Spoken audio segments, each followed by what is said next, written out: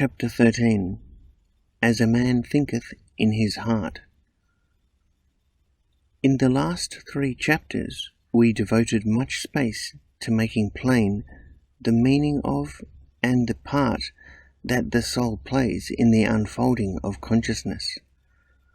And we hope that all have studied and meditated upon what was stated until it is perfectly clear. Until you know yourself as a soul and can distinguish yourself from your mind and its personality and know your identity with your higher self, you will not be able to grasp intelligently all that follows.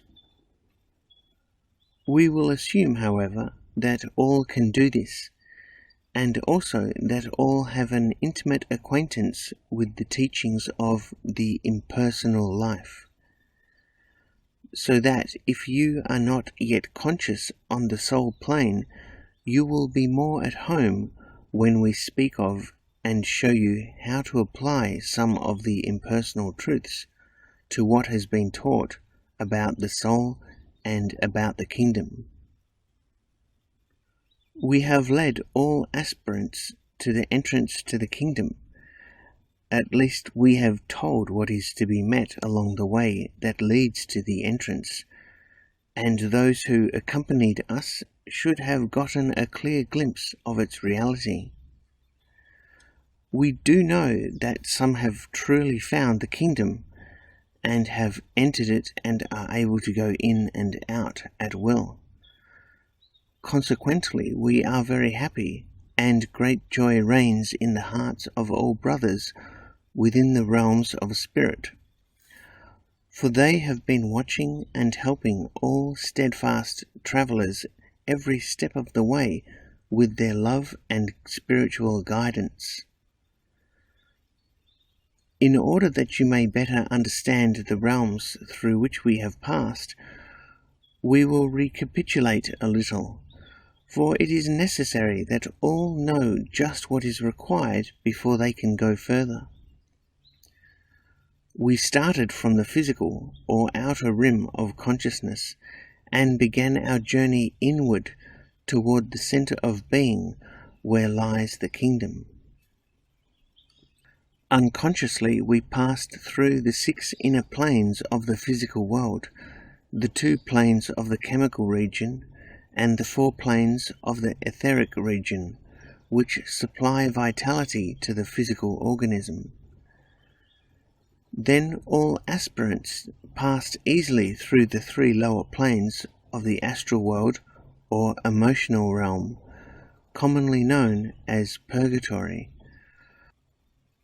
For it is supposed that all have won past the enticements of their lower or animal natures, which express on these planes of consciousness. The next plane is the borderland, that between the 3 lower and the 3 higher planes of the desire, emotional, or astral world, as they are variously called.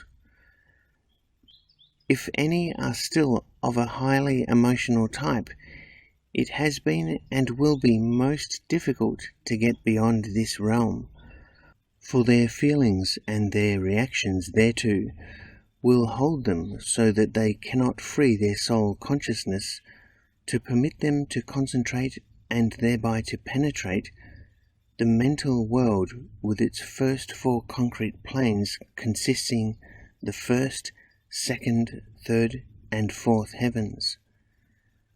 These planes comprise the realm of mental forms, as distinguished from the 3 higher planes, the 5th, 6th, and 7th heavens, which comprise the realm of abstract thought, also called the causal realm. Similarly, until one has been able to free the consciousness from its interest in the form side of things, and can concentrate and meditate easily upon abstract ideas and gain light and understanding therefrom, one is held in the concrete realms, while those who become engrossed in the beauty of tones and ideas, as is the case with many musicians, artists, poets, and other writers, and who cannot penetrate through to their spiritual realities, are held here, although they have reached the entrance to the kingdom. We merely mention these different heavens or realms of consciousness, not giving any detailed description of them here, referring you to theosophical or Rosicrucian teachings, whose terms we have purposely used because they are definite and explanative for the relation each bears to the various stages of soul unfoldment. On our journey inward, we have now reached the causal realm, consisting of the three planes of the abstract mental world. Beyond the causal realm is the first spiritual realm, but the last of the three causal planes, the one next to the spiritual, is the virtual entrance to the kingdom. It is the plane of purified souls, the natural soul home of all disciples and of members of the great white brotherhood of just men made perfect. Here dwell the purified and perfected souls of all things, the ideal state, all spiritual realities made manifest in their purest soul forms, which means that here everyone is perfect in his or her soul nature, young, beautiful, wise, powerful, and all-loving, all manifesting that phase of soul their higher selves intend to express. From this you are recalled to the fact that even in this high and pure state you may or may not be fully conscious of your oneness with your higher self, your Father in heaven. For remember, as a disciple, you are no more nor less there than you are in the physical. For what your soul is, you are, whether in the inner or the outer realm of consciousness. In other words, if in your brain consciousness you are wholly in the consciousness of your Christ self, can say with Jesus and know it as he knew it, I and my Father are one, and all that the Father hath is mine, then you are actually established in the spiritual consciousness of the kingdom, beyond the causal realm. While if you are now looking to, waiting upon, and serving faithfully the Christ within, or any other master or teacher, then you are on the plane of consciousness of all disciples, the soul plane of the kingdom. We are trying to point out the fact that even if one as a disciple has awakened his soul faculties and is able to function consciously on the soul plane of the kingdom, and to see and commune with his brothers there, he is still but a disciple and not a bit further advanced than his brother disciples who are not so psychically awakened, and he still has to turn to the Master for guidance and instruction when in need. Indeed, one who cannot consciously see and hear on the soul plane may be farther advanced than one who sees and hears clearly, and to explain why this is, we cannot do better than to quote from the commentaries in The Light of the Soul, in the third part, on Patanjali's Sutras, number 37, by Alice Bailey. See Appendix. These powers, the higher sight, hearing, touch, taste, and smell, are obstacles to the highest spiritual realization, but serve as magical powers in the objective worlds. One fact continuously emerges in this textbook of spiritual development, and that is that the psychic powers, higher and lower, are hindrances to the highest spiritual state, and must be left behind by the man who can function freed from the three worlds altogether. This is a hard lesson for the aspirant to grasp. He is apt to think that a tendency towards clairvoyance or clairaudience is indicative of progress and a sign that his practice of meditation is beginning to take effect. It might prove just the opposite, and inevitably will, should the aspirant be attracted by or attracted to any of these forms of psychic faculties. Soul sight and hearing naturally means the ability to see and hear consciously with the soul faculties on the soul planes. There, all the beautiful, pure, and perfect things present everywhere would be seen, and they would naturally greatly attract and even entrance anyone newly privileged with such soul sight. But unless such realized that they were all expressions or outpicturings of spiritual realities, and then sought to learn and know what it all meant, what were the spiritual verities thus symbolized, such soul sight would indeed prove a hindrance.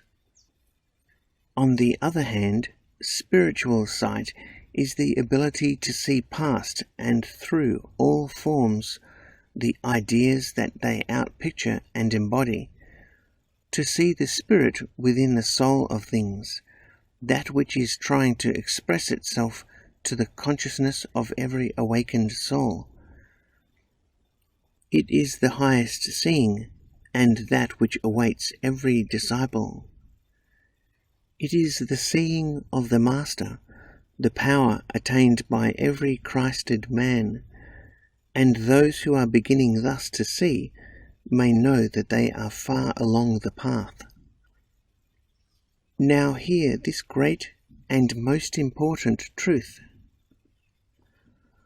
All true masters and teachers, whether on the inner or outer planes, even as Christ Jesus taught, ever seek to point their disciples to the Father within as the source of all life, all health, all supply, all wisdom, power, and love, and that they should always look to Him only, whatever their need.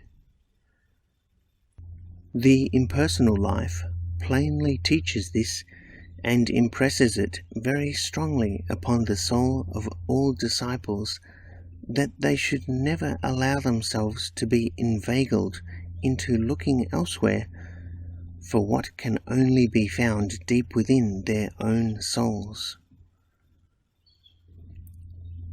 You have been shown that in disciples, the higher or Christ self, a Son of God, actually a conscious center of God's consciousness, resides in and rules the soul, and is the one master for that soul. And while there may be many teachers and other masters higher than the soul in its present understanding, yet always within is the One, its Christ self, its Father in heaven, who is its supreme teacher and master, and to whom it ever must turn for its final authority and guidance. This will obtain not only on the soul planes, but on all planes in the spiritual realms, until the final union of consciousness with God's consciousness is gained. Therefore, all who now recognize and accept this great truth will never become enamored with the wonders and beauties of the soul realm when they awaken to its consciousness, where life is a pure joy, and where the perfection of all things is perceived as fully appreciated by every soul there. but they will press on to the goal of the high calling of God in Christ Jesus, the heritage of every Son of God. The Great Secret. In the preceding chapter, we promised to make clear the practical use of the law of service, showing how in it is hidden the secret of attaining success, prosperity, health, happiness, and oneness with the Father. In it we indicated, but not in these actual words, that our present financial condition is the result of our thinking and holding uppermost in our consciousness the things we believe are so. At this time we wish to state that all things now manifesting in our lives, in our bodies and our circumstances, are the result of our believing and thus holding in consciousness the ideas that gave them birth.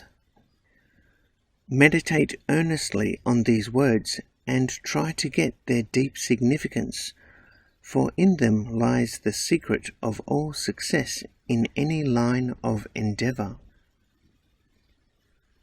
First, we will state the law. All manifest things are the result of thinking and holding in consciousness what we believe is so.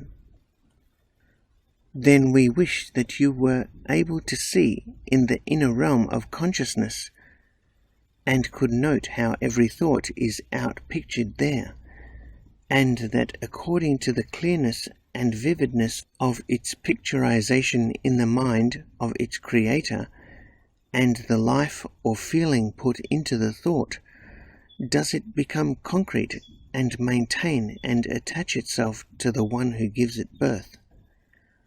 If you could so see, you would be very, very careful what you think or say, and especially of what you hold in mind and feed with more life by your fears, worries, doubts, or concerns about it, every time it claims your attention.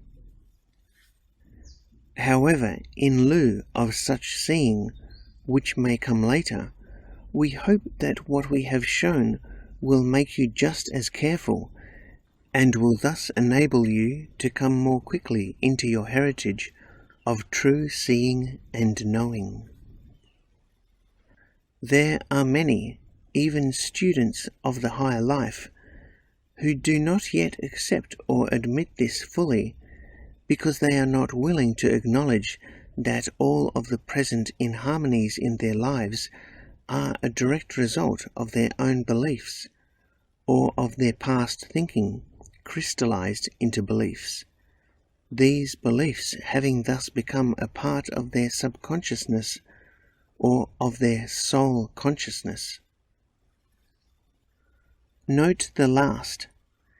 If a part of their soul consciousness, it means that on the soul planes they actually exist and manifest there, and everything established there in consciousness, for all planes are states of consciousness, tends sooner or later to out-manifest itself on the physical plane in their Creator's body and affairs. It must do that, for it is the law of creation. Now we know that every aspirant is desirous of eliminating from his subconsciousness or soul every belief or concept that is responsible for any inharmonious conditions now manifesting, and which, whether he knows it or not, is the direct cause of every fear, anxiety, or worry that steals into his consciousness to influence him. And we know that his primary interest is how to do this, for he more or less clearly perceives that not until he has accomplished it can he bring his mind to that state where he can begin to build into his life the conditions he wants to manifest there.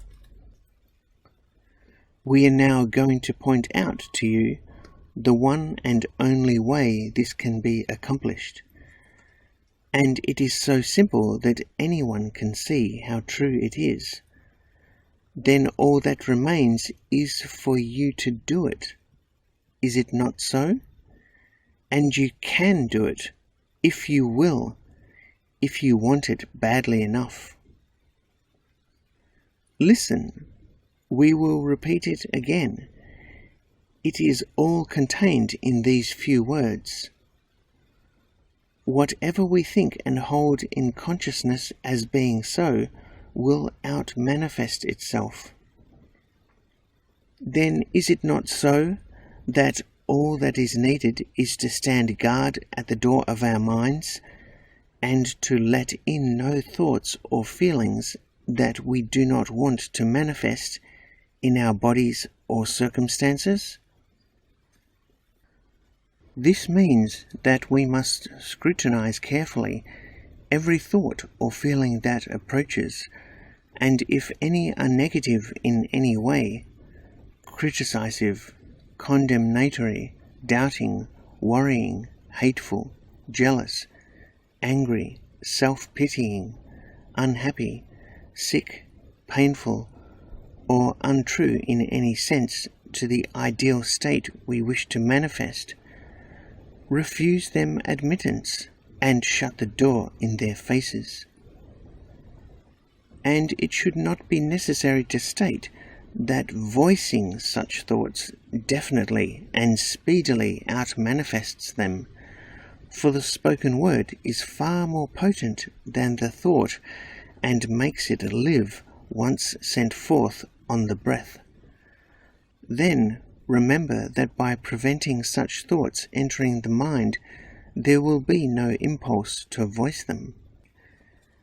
And here also it may be well to state that if any such thoughts come begging for admittance, the fearful, doubting, worrying, unhappy, self-pitying, hateful, jealous ones, it is only self crying out, thinking of itself first, not concerned about others.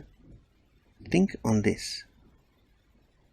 For remember, you are a son of God, to whom none of these negative and imperfect things can apply, and they are only creations of your human mind that thinks itself different from you, are but lies born of selfishness. Then turn your mind's attention to what you really are, and think of and picture in your mind your real qualities, knowing that you are a creation and image of God, your Father. This would be having in you the same mind that was in Christ Jesus.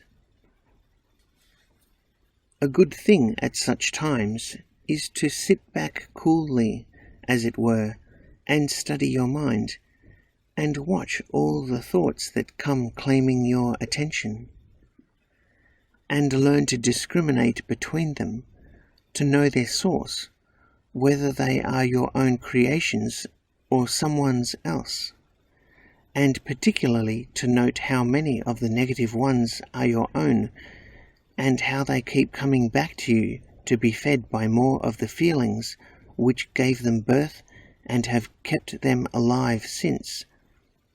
This will prove a very illuminating and helpful exercise. Then, when you have demonstrated to your satisfaction that you are learning to control your mind and can keep out not only your mental abortions, but all tramp thoughts that used to come in at will, you can build in the new conditions that you wish to have manifest permanently in your body and affairs. This will entail calling to your assistance the loving one within, if you have not called on him before. For now you want to begin thinking only his thoughts, and to let his love motivate and vitalize every one of them, so that they might be worthy and acceptable in the Father's sight. Here the real joy of your efforts will begin to be felt, for the Master will give definite evidence of his cooperation by inspiring you with thoughts and ideas that you will know are from him, and you will happily follow the suggestions they contain.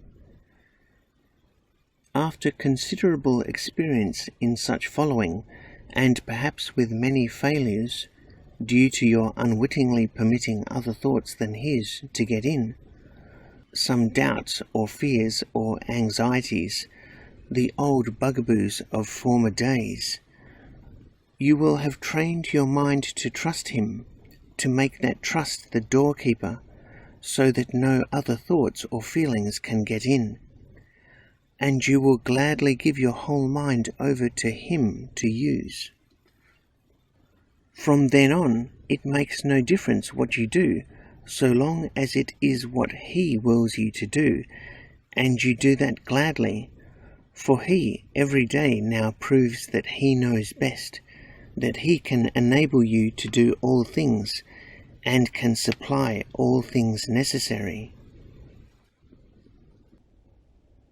Now let us get down to basic facts, and remind you again of what the human mind needs to be told without ceasing, until it finally accepts and knows. Who are you? You are a soul, a centre of the Father's consciousness that now knows its oneness with his consciousness, and you are now trying to teach your human mind that it is a centre of your consciousness and one with you, who are one with the Father's consciousness. Being thus a centre of his consciousness, which always thinks and knows only beauty, goodness, and perfection, the way to let his beauty, goodness, and perfection out-manifest is to yield your consciousness over wholly to him, so that no thoughts ever enter your mind that are not all beautiful, all good, and all perfect. Then there will naturally be nothing to hinder your seeing with his eyes, being in his consciousness, and knowing with his understanding what he has had in store for you from the beginning. That is, there is nothing whatever then to prevent your own good from coming through speedily into manifestation. Hence there can be no greater success in life than such letting go of all your own personal ideas and opinions, and abiding in your Father's consciousness, so that your highest good, which he has planned for all of his children who are now able to give up self and the lie of separation, can come forth and be in the outer, even as it already is in the kingdom. And that good naturally includes real prosperity, the most perfect health, and the purest happiness. Can you not see that this must be so, when your mind becomes a centre in which nothing out of harmony with divine mind can enter? Then such a mind is a centre into which must pour continuously the rich, healthy, loving consciousness of God himself. Likewise, you can then see how, when such consciousness enters, love and its law of service automatically rule, and how success and happiness must naturally follow. For harmony then out-manifests, and that means harmony in every department of life. And then you will think no more about getting, but only how you may give to make someone happy. And you will be no longer concerned about prosperity, health, or happiness for self, for you know that as you give yourself, your mind and heart, fully to the Father for his use, he will provide everything necessary to enable you to do the work he gives you to do. Tithing it will be no more, for you gladly give all to him, all that you have, all that you are, and all that you hope to be. Think this all over carefully, a sentence at a time, until you get fixed in your consciousness the wonderful truths here shown. It is all definitely confirmed in these words: As a man thinketh in his heart, so is he. Also in these, if ye abide in me, in his consciousness, and let my words abide in you, think only his thoughts and hold them unwaveringly in consciousness, that is, believe them. Ye shall ask what ye will, and it will be done unto you. You need not even ask. They will automatically out-manifest for you whenever there is a need. Therefore, dear ones, watch carefully your thinking, especially the thoughts that you carry around in your heart about those closest to you, about your business, your job, your health, or any condition in which you find yourself.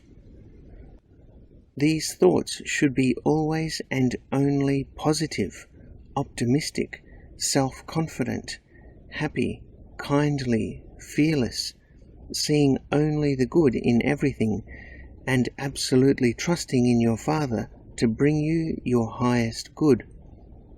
For such are his thoughts for you, and what he purposes for you, and anything less, in quality or quantity, you may know are of self, are separative, and have no part in his consciousness.